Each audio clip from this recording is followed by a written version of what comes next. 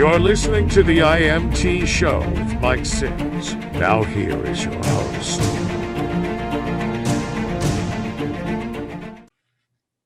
Because USX own, I don't know if you know, US Steel own Marathon Oil and own US Didn't know that. Texas Oil and Gas, and they own Marathon. And then he ended up working back for US Steel. But I loved emailing him in the middle of the night. Like not emailing, like, yeah, I guess we'd email because he had a stroke.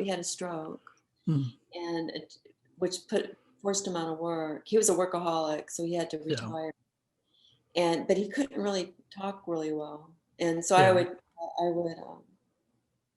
would communicate to him, and he was so awesome. Like anything I want to talk about, I could talk to him. And what makes me so mad is I wanted to just, because you have to realize he was my boss for 4 years in Dallas, and I was a young girl. I was like 30 to 34. And I just wanted to have a drink with him and tell him, hey, did you know, just like shoot the breeze with him, Right. and tell him stuff that happened. Because he was my boss. He didn't know anything. I mean, he didn't know all the stuff that I was dealing with or what was going on. Or, I mean, when I say going on, I went on these shoots and I did them. Yeah. And, just to shoot the breeze. But that's the thing, those moments, if you don't do it, you lose them. And it's amazing when you work for somebody that you really have more than just a working relationship. My boss, at the company I worked for, he passed away, but we talked a lot and had a lot of conversations, and he was a really wonderful guy. And he definitely had some very interesting perspectives about things, and I always enjoyed that. Yeah, he was a father figure to me, and he was very much a family man, and I loved him so much. And so Mike Dixon, and then another, but also I have a photographer friend. He's in Dallas, and he's still working. He is a famous photographer, Jay Brousseau, and we were friends in the '80s. And but see, something I want to tell you is that when I got that job at TXO, it was a photography and video job, and I had some hard assignments to do. And so if I ever had a problem that I couldn't deal with, I would call Jay up, and he was my mentor. But it didn't start out that way. I would pay him, like, show me how to do this. And then after a while, I didn't have to pay him, and I would just, oh my gosh, fast forward. I mean, even today, if I had a technical problem or what, I could call him and he would tell me. There wouldn't be any jealousies or competition, or it's just mutual respect. But he's very much a technical. He did a lot of product shooting, right? And then over the years, I would hire people to go with me as gaffers, and they're fabulous. And then I would learn from them. And that's one of the things I did. I don't know if any young people are watching, but when I got that job at TXO, they expected me to do a lot, but they didn't know that I could do things, but I couldn't do everything. I mean, I was a Right. photographer, and I was a director and editor, producer, and I could write a little bit, but I couldn't do the camera work. Right. I couldn't do the camera work. Why? Because I always hired people. I didn't have to do it. So what I did was I got one of our best videographers, because I was in Dallas, and so I knew a lot of people. So I got him to show me how to use my camera, how to do it, how to do quick light setups. So that's the thing about these companies, they think you can do it all. But that shows my persistence that I wanted to be the best I could. So I hired someone, they taught me, and I was ready to go. Fantastic. But it's like I didn't go and just ask a friend. I went to the top. Right. That's awesome. So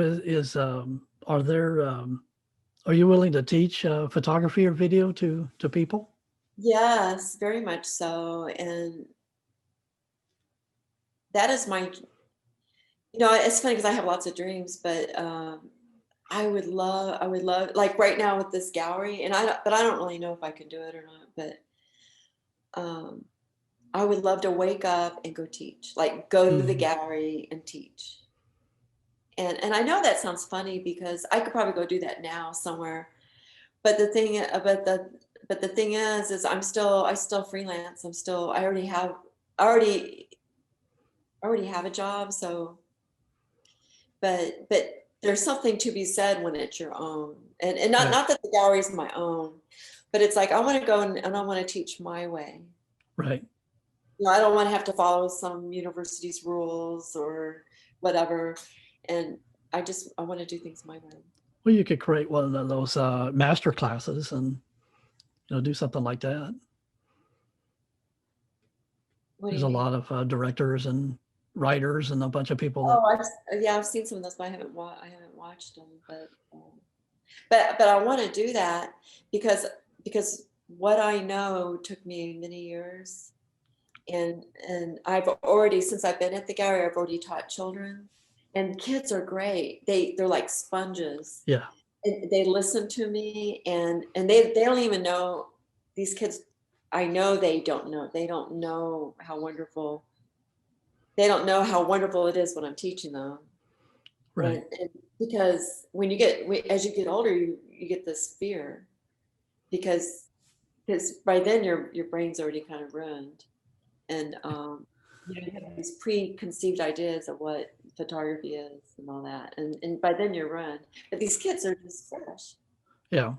and so I try to keep them that way. Well, that's one of the complications as a writer is that is I've seen people overcomplicate themselves in all the aspects, of, a book's got to be like this and this and this and this, and then they get frustrated because they can't get it down. And you have to make it, you have to kind of shed away that stuff you've accumulated for so long and do it more um, artistically. And because like when I write, it's a movie playing in my head and I'm just dictating. So it's but for some people they've got to, everything's got to be methodical and all that, and and whatever works for anybody. But but yeah, it's I've noticed as I've gotten older that you tend to overcomplicate things as you get older. you know you want this to be this way or whatever, and you look at a kid and they're not confined by those complications. They're just going to do it. They're not worried about And I all want these them to learn. things. I want them to learn that way and not the way other people teach. Right. Um, like people teaching tricks and all that. So I don't like that. I like real photography, you Right. know, and art photography, I guess you call it, or a photograph, taking a photo, creating an image. I try never to say take because there's no such thing, but creating an image that um,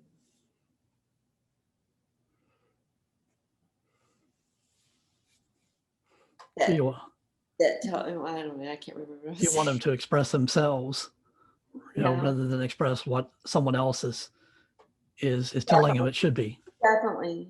It's like create an image of what you see, but as you know, the hard thing is seeing, and the Right. hard thing is opening that door, and then once that door is open, it's hard to close it, and you don't want to close it Yeah. because that's what you're being paid for. Yeah. Yeah. And You can teach them all the technical stuff intellectually, but you want it to come from the heart. yeah, and that was always the struggle in the early, the early years. It's like you could be technical, but then you're not artistic, or you're artistic and you're not technical, and then trying to have that balance. But even then, when see the see I'm a it, a professional corporate photographer. So it's different because I'm doing it for a living, and it's different than just doing it for oneself or one's art, because you have to make the customer happy. You have to you have to produce. And I guess what I'm trying to say is you can get locked in. I mean, I found myself locked into doing what they expected. Does that make sense? Right. Like doing what they expected. But but I know I because for a while there I didn't when I was younger I didn't, I had to go back. It was always, everything was younger before I am now. But I didn't really realize why people liked me over someone else. And until I just sat down and start looking at my pictures, I know the answer. The answer is because they're so versatile. Yeah. And other photographers are so rigid. They get an assignment and they just do the assignment and that's it. But if I get hard to do assignment, they get so much variety, because that's how I am. I have a structure, and that's just how it is. So that the life of the pictures are going to last, a lifetime. Right. They're going to get a whole library, because I'm not a stickler. I'm not going to say, well, I'm just going to give you 4 pictures, but it just depends what I'm doing. If it's a portrait but if I'm doing like a land rig or something like that, they'll get 50 pictures that are usable and and they'll look totally different. And I don't know if you did this, and you probably did in your career, is something I would teach kids is, when you're doing something for your teacher, or if you're doing it for money, always do something for yourself and do something, an experiment. So I would do that on every single job I ever had. I was always doing something for myself, and always doing, when I say for myself, I was doing something that they may not appreciate.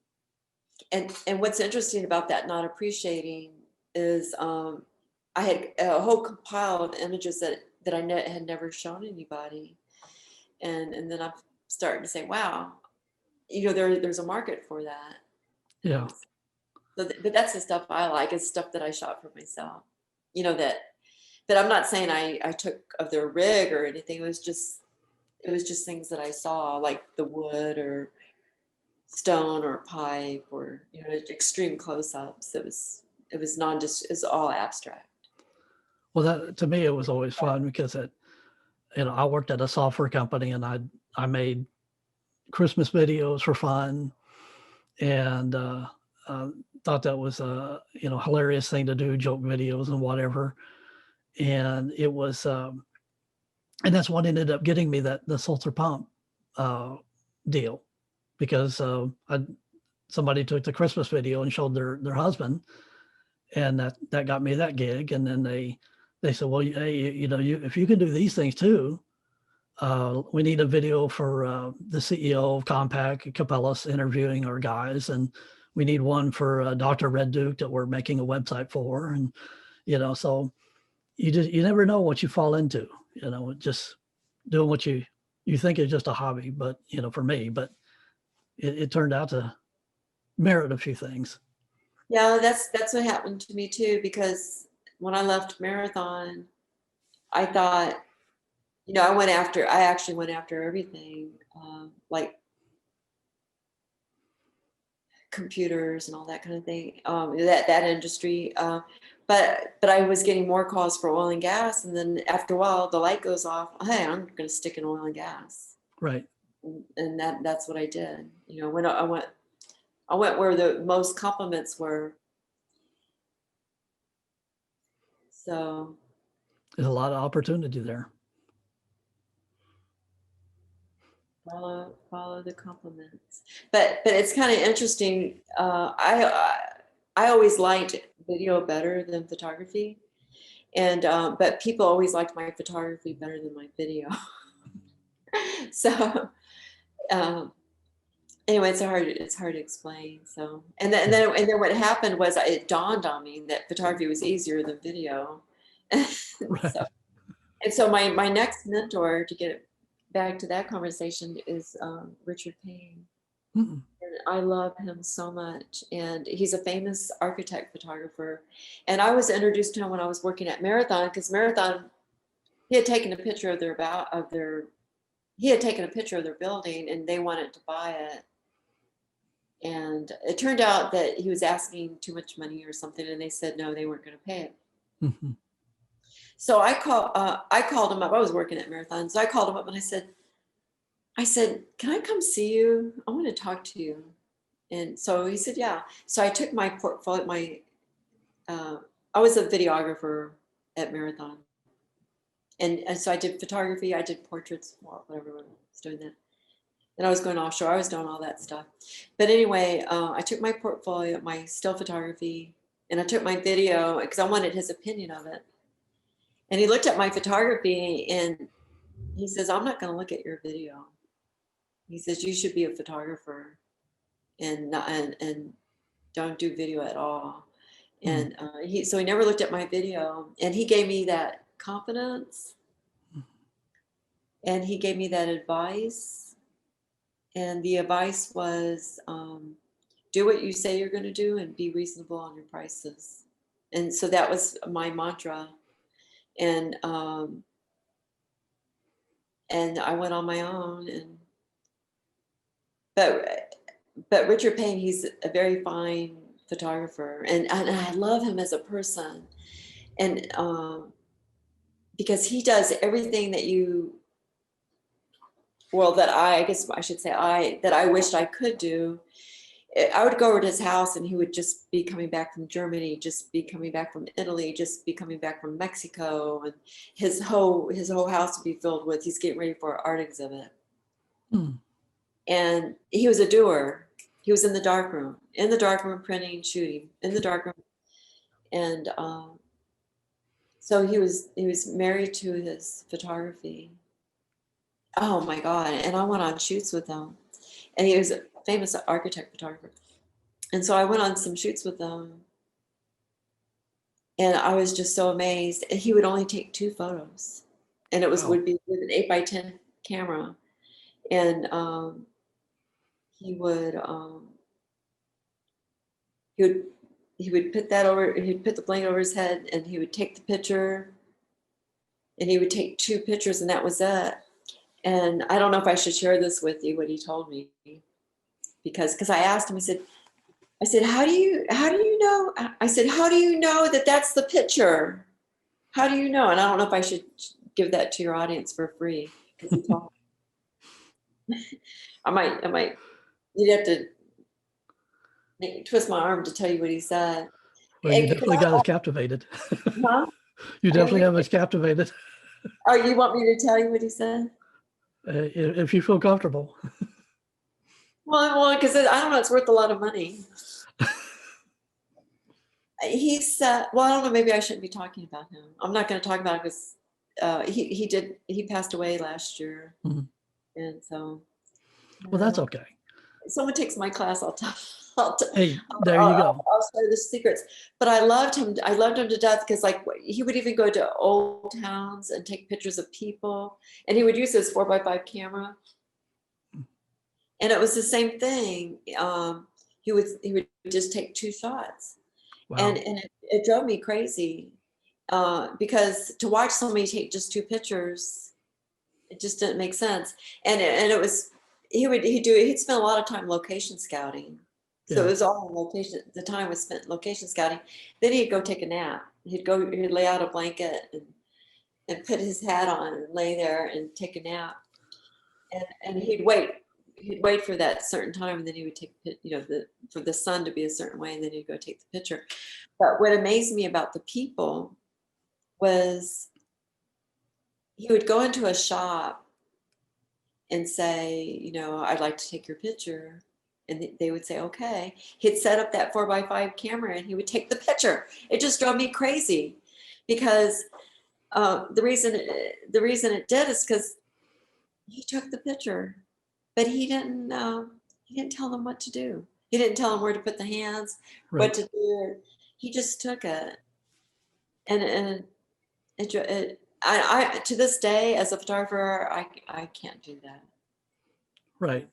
I can't That's do, and interesting. I would like to be that photographer, that, because there's a trick to it. It's to capture people, iconic portraitures. Hmm. It's to capture people when they don't know they're being photographed, so you can capture their essence. Right. And that's what he was doing. He was catching their essence. Wow. That's But fascinating. but if I walked in there, they I just don't think I'd get the expression. So I think a lot of it has to do with the way you're dressed. Yeah. Um, and that's something else I learned on taking photography, like going out and taking pictures out in the field, not the oil field, but just going out and taking pictures of things. Incognito is do not dress like a photographer, because right after Princess Diana, people didn't like, the way Right. they hound her. They Right. didn't, photographers was kind of like a bad thing. And now with the oil industry and everything, it's like the moment they see you as a photographer, they shut you down. They Right. want to know who you are, what you're working for. So I just look like an innocent. I wear this kind of telling you some secrets, but the black shoes, black pants, black jacket, and a very small bag, camera, and then nobody bothers me Yeah. because I just look like a nice lady. Yeah.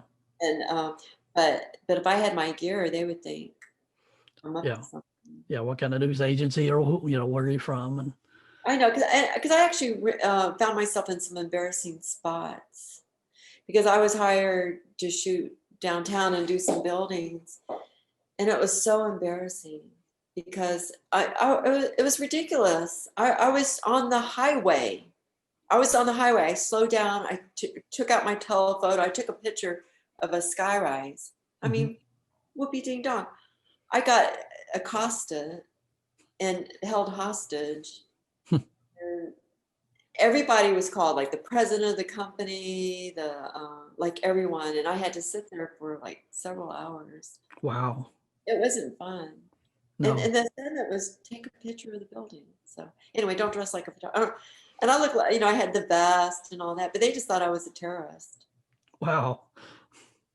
And, or maybe I just look ugly without makeup because like when I'm shooting in the field, I don't wear any makeup or anything. But now at my age, I have to wear just a little bit, just not to frighten people. So So, I mean, that's that I mean that you have some fascinating stories and career. Is there anything that you want to leave with us on about the gallery and or about anything you want to expound on? well, my passion is with the gallery, and so is a lot of other people. We have 214 members. We have 5 co-founders, and we have 2 advisory board members, and we have a lot of people that rely on us. And so one of the things, this is our 6th year in business, and so I've always heard that there's all this funding, and I have not tapped into it. So if anybody out there it wants to volunteer and write grants for us, please, we need your help. I've got at least 80 hours of training of grant writing. Um, but sadly, it really comes down to who you know, but it has to Right. do like who you know. You have to know like the funders and have that intimate relationship with them. And, Right. and I just don't know how to do everything and have those relationships with the funders. And I wish I did. It's a slow process. So if someone wants to help a rural town that's supporting 25 artists, 20 of them are local, and then we have surrounding areas, and then in Victoria, San Antonio, Galveston, and then we have international artists that we support. And it's no longer, I did a lot of talking tonight about myself. It's a lot about not about me at all. It's all about them. And so, I mean, the art gallery is in Hallettsville, which is a few miles west of Houston, a few hours, I mean, west of Houston. And it's amazing out there in a place that you wouldn't expect to see something like this, but it's definitely out there and definitely worthwhile to see and support. And I encourage anybody to travel through there. Hallettsville's got a lot of history, a lot of things in it. It's definitely it's a beautiful courthouse there, and go see the art gallery. Yes, definitely. We're an art performance and learning center, and we celebrate first day of spring, and we have a Juneteenth celebration, and we have a big Halloween. We've been having like 400 people, but last year we had 700 people come to our building. We had a life-size spiders. This is the pandemic. When we worked on this mechanical spider that spit out eyeballs. And it was just really wonderful, and it was really geared towards young kids, and it started from 3 o'clock and it was over by right before around 5:30. Wow. So right when it got dark, it was over. But if you like to be scared, go to the jailhouse, because the jailhouse is turned into a haunted. Anyway, they do a great Halloween. And they should be charging, because I went and I thought, anybody would pay $25 to go into this. It's so scary. Right. And they were just doing it for free. So you go to the gallery and then go to the jailhouse and check out, because they had great actors and incredible sets. It was all done very New York. And I see our gallery very New York too. Because the way we get in there and decorate, and the food and the entertainment, it's very nice. Fantastic. It's undescribable. You have to maybe go to our site and look at some of the pictures. Awesome.